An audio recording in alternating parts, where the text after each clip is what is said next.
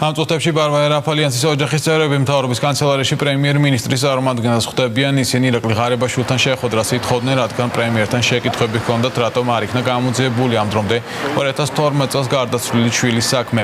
მათ განუმარტეს, რომ ამ შეკითხვებზე პასუხს პრემიერის წარმომადგენელი გასცემდა, მანამდე ისინი შინაგან საქმეთა სამინისტროში და მინისტრთან იმყოფებოდნენ და მინისტრთან შეხვედრას მოითხოვდნენ. ოჯახის წევრები ასევე ითხოვენ შეხვედრას კულტურის მინისტრის მოადგილე მანანა ბერიკაშვილთან, მათი თქმით, მას გარკვეული ინფორმაცია გააჩნია.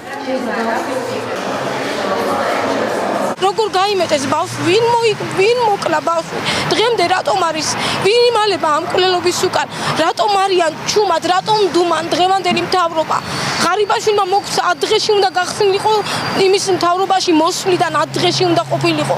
იძახის ძნელია გამოსაძიებლად ყველანაირი კვალი წაიშალა, როგორ წაიშალა ისე კვალი, რომ ერთი არაფერი არ დარჩა.